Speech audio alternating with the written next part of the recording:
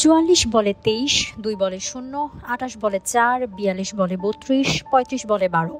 এবারের নারী বিশ্বকাপে বাংলাদেশ দলের ক্যাপ্টেন নিগার সুলতানা জ্যোতির ব্যাটিং পারফরম্যান্স এটা। আর উইকেটের পেছন থেকে ৪ ম্যাচে ২টো ক্যাচ আর ৩টে স্টাম্পিং করেছেন তিনি। তবে শুরু থেকে এখনো পর্যন্ত সমালোচনা চলছেই তার ব্যাটিং নিয়ে।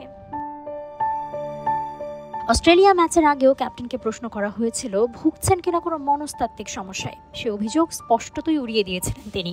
জানিয়েছিলেন বাজে দিন কখনো কখনো যায়, তবে তা আবারও কেটেও যায়। কিন্তু বিশ্বকাপে এখনো সেই ফারাজে কাটিয়ে উঠতে পারছেন না জ্যোতি। এখনো পর্যন্ত গ্রুপ পর্বের ৫ ম্যাচে খেলা হয়েছে টাইগ্রেসদের, বাকি শুধু শ্রীলঙ্কা আর ভারতের সঙ্গে লড়াই।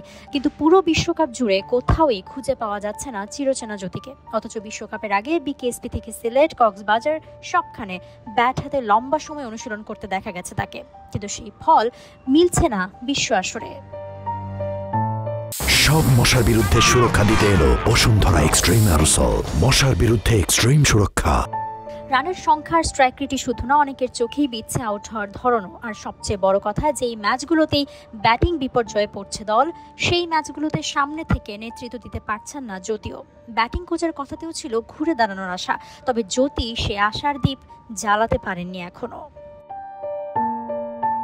নিউজিল্যান্ড, ইংল্যান্ড কিংবা অস্ট্রেলিয়া ম্যাচে যখনই দলের দরকার ছিল মিডল অর্ডারের এক অভিজ্ঞ ইনিংসের, তখন বারবারই ব্যর্থ হয়ে সাজঘরে ফিরেছেন জ্যোতি।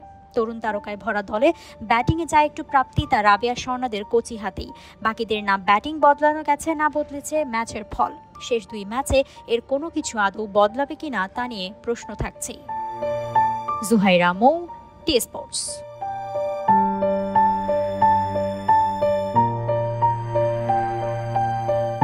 For more updates, subscribe to our YouTube channel and click on the bell icon. Follow us on Facebook and Instagram. Download T-Sports app to enjoy exciting games and highlights. Visit tsports.com.